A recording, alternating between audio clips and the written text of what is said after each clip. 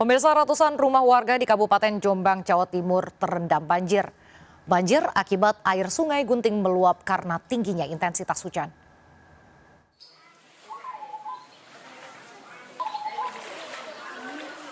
Ratusan rumah warga terendam banjir di Desa Kademangan, Kecamatan Mojo Agung, Kabupaten Jombang, Jawa Timur.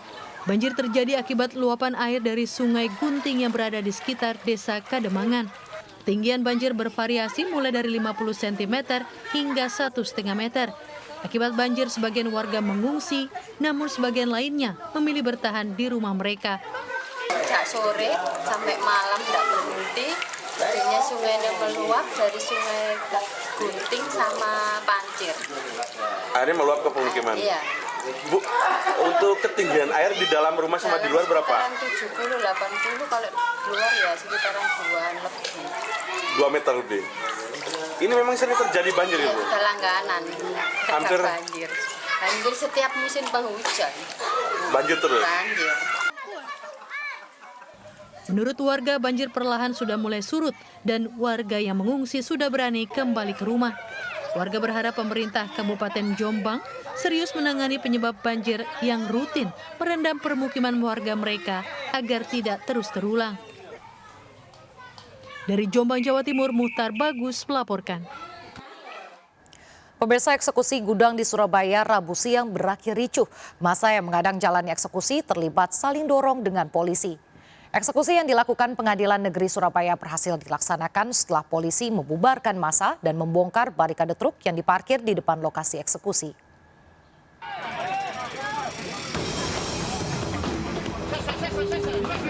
Kericuhan terjadi saat eksekusi gudang oleh Pengadilan Negeri Surabaya di Jalan Raya Kenjeran, Surabaya. Puluhan aparat yang datang bersama jurusita Pengadilan Negeri terlibat keributan dan saling dorong dengan massa yang mencegah eksekusi. Eksekusi ini sendiri merupakan kegiatan lanjutan setelah seminggu sebelumnya gagal dilaksanakan karena adanya perlawanan dari massa termohon eksekusi. Eksekusi ini dilakukan atas dasar putusan PN Surabaya, Pengadilan Negeri Jawa Timur, dan Mahkamah Agung atas gugatan intervensi Eni Wijaya, ahli waris dari Wijaya, selaku pemohon eksekusi. Pemohon memenangkan gugatan atas bangunan dan lahan seluas 290 meter persegi melawan Probo Wahyudi dan Feni Indrawati selaku termohon eksekusi. Namun, eksekusi ini disesalkan termohon lantaran masih melakukan perlawanan hukum dengan mengajukan gugatan di PN Surabaya.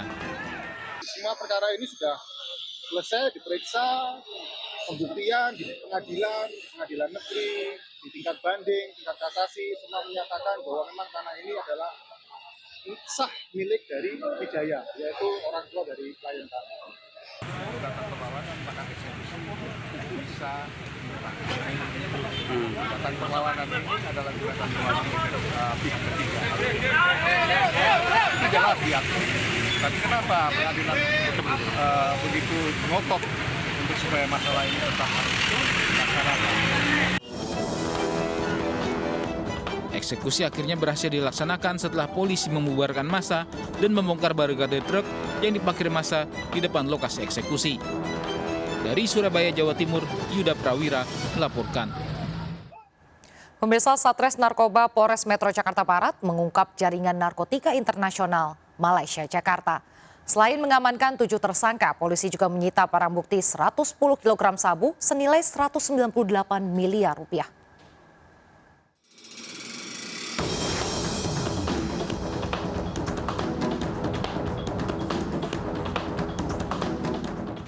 Dengan mendobrak paksa pintu, Satres Narkoba Polres Metro Jakarta Barat mengamankan 110 kg sabu dalam sebuah kamar yang dijadikan gudang di Serdang Bedagai, Sumatera Utara. Selain sabu senilai 198 miliar rupiah, polisi juga meringkus 7 tersangka berinisial SD, AN, MR, MT, ML, WP, dan RD. Para tersangka dihadirkan dalam gelar perkara di Mapolres Jakarta Barat. Kapolrestro Jakarta Barat Kombes Pol M. Syahdudi mengatakan ketujuh tersangka ditangkap di lokasi berbeda, yakni di Serdang Bedagai, Palmerah Jakarta Barat, dan Ciracas Jakarta Timur. Polisi juga menyita 2 unit mobil, buku rekening, kartu ATM, dan 2 unit handphone. Barang narkotika ini masuk dari wilayah dari negara Malaysia, diselundupkan ke Indonesia melalui wilayah Aceh. Dari Aceh kemudian ditransitkan di Medan dan indikasi terakhir akan dibawa ke Jakarta. Jadi inilah jaringan internasional yang meliputi dari wilayah Malaysia, Aceh, Medan, dan Jakarta. Para pelaku dijerat Undang-Undang Nomor 35 Tahun 2009 tentang penyalahgunaan narkotika dengan ancaman hukuman mati. Dari Jakarta, Miftahul Ghani melaporkan. Ribuan warga mengantri sejak pagi untuk membeli beras murah yang digelar Dinas Pangan Pertanian, Peternakan, dan Perikanan Blora. Tak hanya beras, sejumlah kebutuhan pokok lain juga dijual dengan harga murah. Gerakan pangan murah ini dilakukan untuk menstabilkan harga sembako di pasaran.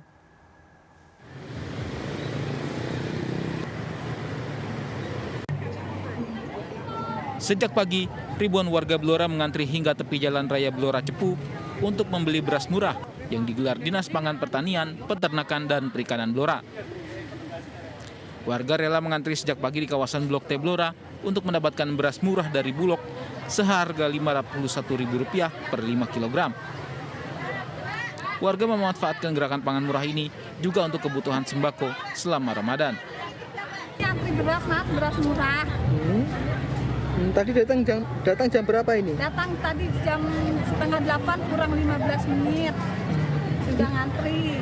Ini belum dapat ya? Belum dapat, ini lagi ngantri. Tidak hanya beras, sejumlah bahan pokok lainnya juga dijual dengan harga murah. Ada telur, bawang merah, bawang putih, hingga cabai. Sebanyak 2.000 sak 5 kg beras, 1.164 liter minyak goreng, 15.000 kg gula pasir, disediakan pihak Bulog untuk gerakan pangan murah ini. Gerakan pangan murah ini dilakukan untuk menstabilkan harga sembako di pasaran. Dan saat ini harga beras dikatakan sudah mulai turun dengan Rp13.500 hingga Rp14.000 per kilogramnya. Kegiatan hari ini adalah gerakan pangan murah GPN yang dilaksanakan serentak di seluruh Indonesia. Alhamdulillah direspon masyarakat baik. Ini apa aja Pak? Ini yang dijual adalah beras SPHP, kemudian minyak goreng dan gula. Gerakan pangan murah ini dilakukan serentak se-Indonesia. Dari Blora, Jawa Tengah, Heri Purnomo melaporkan. Pemirsa, jelang Ramadan, kenaikan harga bahan pangan jenis sayur mulai dirasakan di sejumlah daerah. Sejumlah komoditi pangan mengalami kenaikan, termasuk harga cabai yang merangkak naik dalam beberapa hari terakhir. Seiring masuknya bulan Ramadan, para pedagang sayur di Pasar Grosir Sayur di kawasan Porong Sidoarjo, Jawa Timur mulai mengeluhkan kenaikan harga untuk sejumlah barang sayur seperti bawang dan cabai. Untuk bawang merah sebelumnya dijual dengan harga grosir Rp25.000 per kilogram, kini naik menjadi Rp27.000 per kilogram. Sementara bawang putih, pedagang hanya menjual bawang putih impor dengan harga Rp31.000 per kilogram.